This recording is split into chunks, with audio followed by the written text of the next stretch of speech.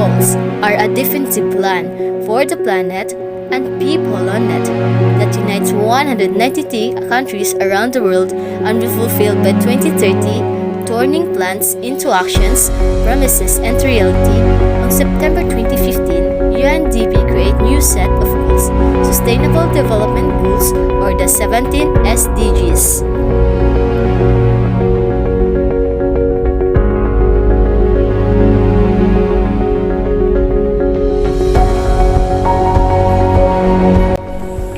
The Sustainable Development Goal 15 on Life on Land is all about protecting, restoring, and promoting sustainable use of terrestrial ecosystems, sustainably manage forests, combat desertification, and halt unreserved land degradation, and halt biodiversity loss. What is life on land means? Sustaining the life on land means restoring nature by taking care of forests, grasslands, and mountains. Protecting the world's forests can help in solving climate change and slow down the extinction of plants and animals. To help protect the forest, you can use less paper. Protect animals by not buying anything that is from endangered animals. Forests and mountains are the main source of food. They provide the air we breathe and the clean water we drink and the food we eat. Forest sustains us, land where we live and build our homes and transports goods. 1.6 billion people depend on forests for their livelihoods. 80% of all terrestrial species of animals, plants, insects, and 2.6 billion people depend on agriculture for their livelihoods.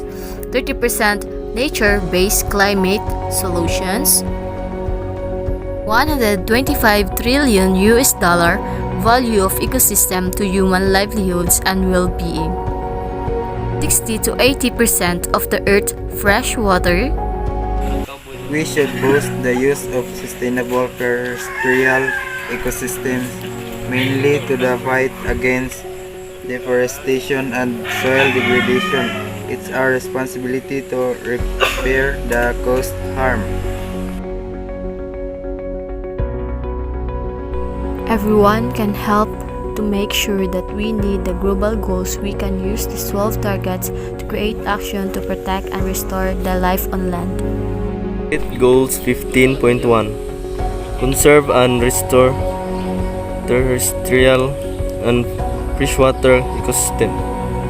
Target Goal 15.2 End deforestation and restore degraded forests. Goal 15.3 End desertification and restore degraded land. Target Goal 15.4 Ensure conservation of mountain ecosystems. Target Goal 15.5 Protect biodiversity and natural habitats. Goal 15.6 Promote access to genetic resources and fair sharing of the benefits. Target Goals 15.7 Eliminate poaching and trafficking of protected species. Target Goal 15.8 Prevent invasive alien species on land and in water ecosystem. Target Goal 15.9 Integrate ecosystem and biodiversity in governmental planning. 15.A Increase financial resources to conserve and sustainably use ecosystem and biodiversity. Target Goal 15.B Finance and incentivize sustainable forest management. Target Goal 15.C Combat global poaching and trafficking. Save life on land. The Sustainable Goal 16 on peace, justice, and strong institutions are all about to promote peaceful and inclusive societies for sustainable development, provide access to justice for all, and build effective, accountable, and exclusive institutions at all levels. Peace stability, human rights, and effective governance face the rule of lack of importance for sustainable development. We are living in a world that is increasingly divided. Some regions enjoy sustained level of peace, security, while others resolvingly endless cycles of violence. Corruption, terrorism, war, crime, abuse, and violence.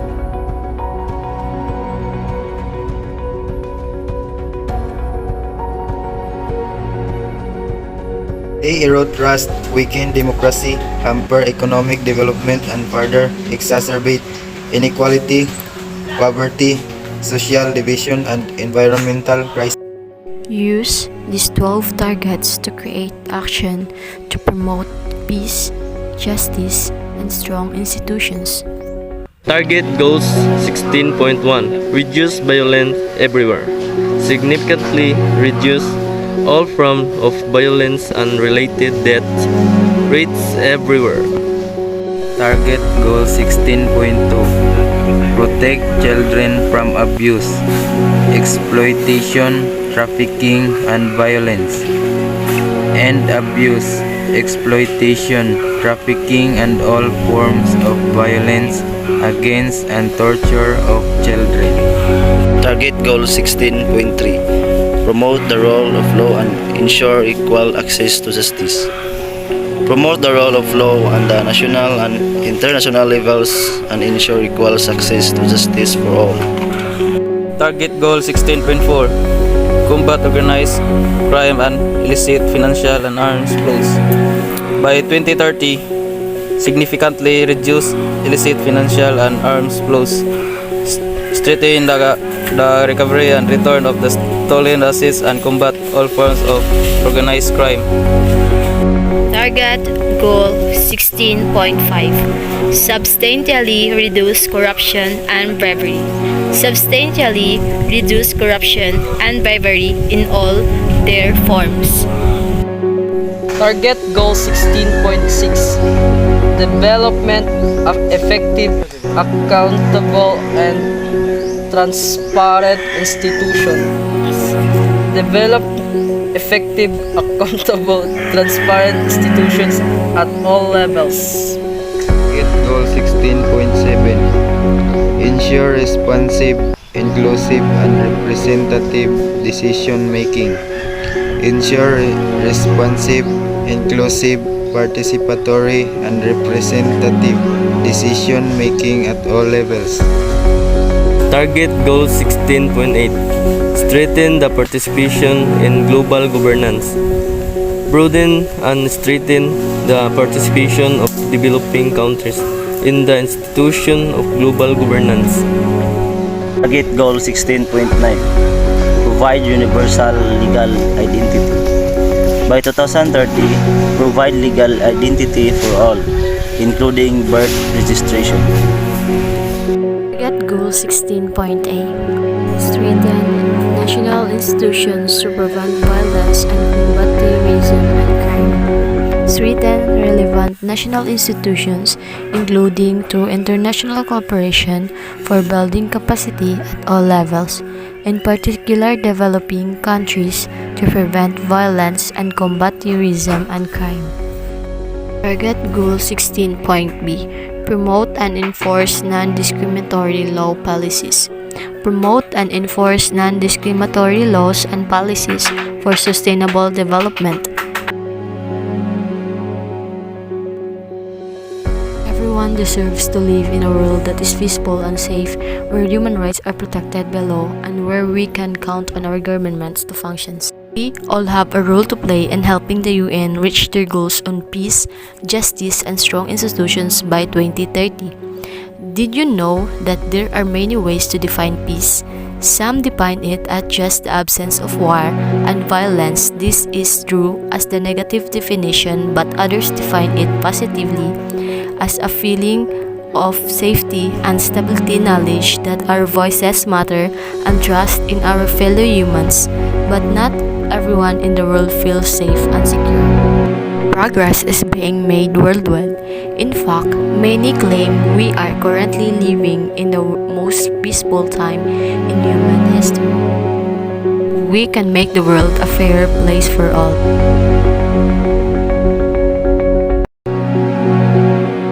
Rule 17 is all about partnership for the goals.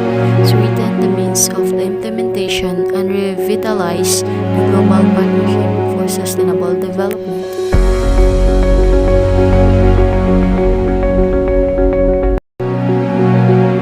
2015, the Millennium Development Goals expired, and the Sustainable Development Goals are launched. Our task, poverty eradication, needs include the global partnership for the effective development cooperation. Great diversity of stakeholders coming together to achieve maximum quality and impact in development cooperation for the people and the planet. With this in mind, April 16, 2014, we already affirmed our commitment to development effectiveness at the first high-level meeting of the partnership held in Mexico. Over 170 delegates from 152 countries, ministers, the private sector, civil society, foundation, international organization, parliamentarians, developing banks, local governments, those who provide cooperation, those who receive it, those who provide the receive it, together as equal partners. The 16 targets to create action for partnership for the goals.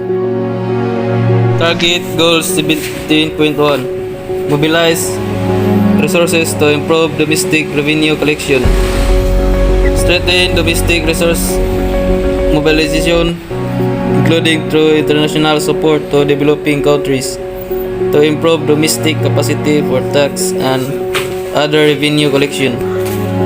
Target Goal 17.2. Implement all development assistance commitments.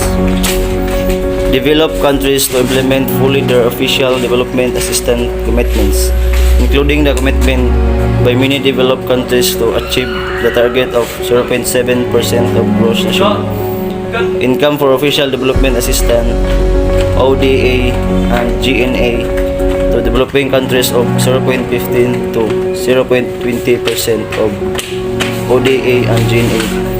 To less developed countries, ODA provides are encouraged to consider setting a target to provide at least 0.20% of ODA and GNA to less developed countries. Target Goal 17.3. Mobilize financial resources for developing countries. Mobilize additional financial resources for developing countries from multiple sources. Target Goal 17.4. Assess developing countries in attaining debt sustainability. Assess developing countries in attaining long-term debt sustainability through coordinated policies aimed at fostering debt financing, debt relief, and debt restructuring as appropriate, and address the internal debt of highly indebted poor countries to reduce debt distress. Target Goal 17.5. Invest in less developed countries. Adopt and implement investment promotion regimes for less developed countries. Target Goal 17.6. Knowledge sharing and cooperation for access to science, technology, and innovation. Enhance North-South, South-South, and triangular regional and international cooperation on and access to science, technology, and innovation, and enhance knowledge sharing on mutually agreed terms, including through improved coordination among existence mechanisms, in particular at the United Nations level, and through a global technology facilitation mechanism. Target Goal 17.7. Promote sustainable technologies to developing countries. Promote the development, transfer, dissemination, and diffusion of the environmentally sound technologies to developing countries favorable terms including concessional and preferential terms of mutually agreed.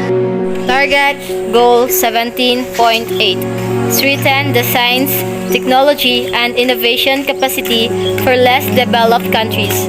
Fully operationalize the Technology Bank and Science, Technology, and Innovation Capacity Building Mechanism for less developed countries by 2017 and enhance the use of enabling technology, in particular information and communication technology.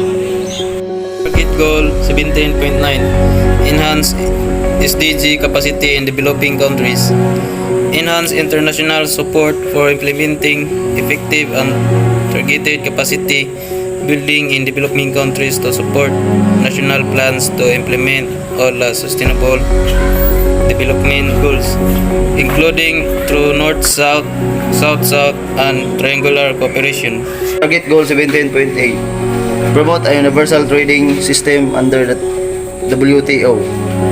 Promote a universal rule-based, open, non-discriminatory, and equitable multilateral trading system under the World Trade Organization, including through the conclusion of negotiation under the Doha Development Agenda.